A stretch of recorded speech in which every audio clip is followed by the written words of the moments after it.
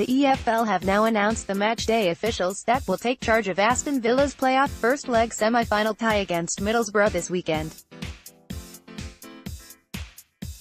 Steve Bruce takes the side to the Riverside Stadium this Saturday for the game against Tony Pulis' new Cloggers, and we'll be looking for a positive result to bring back to Villa Park for the second leg affair as we look to Wembley in the final.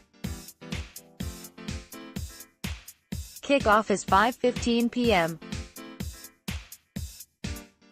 Referee, Robert Madley Assistant Referees, Peter Kirkup and Harry Lennard. Fourth official, Martin Atkinson. We now turn to Vital Villa's resident refereeing expert Sir Dennis for his unique insight into the appointed official. It does make me laugh when all of a sudden there is a mega important game, so the powers that be think, right, we will appoint a Premier League referee because they are the best. This tells me two things. A, Premier League referees are still incompetent buffoons who just have a greater sense of self-importance, and being on television will make this clown think that the game is all about him.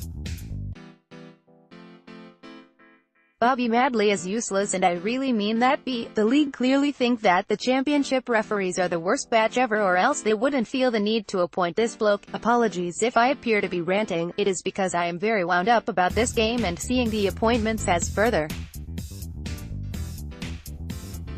raised my stress levels. If you agree with Certain on this appointment, I'll save you the ignominy of telling you who we have been given for the home leg at this stage. With Madley being mainly seen in the Premier League this season, he obviously hasn't taken charge of a game involving us so far this year.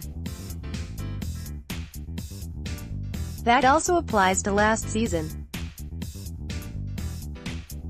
If we go back to 2015-16 though, and those darker days, Madley took in our 2-2 draw with Sunderland in August, showing 2 of the 3 yellow cards to us.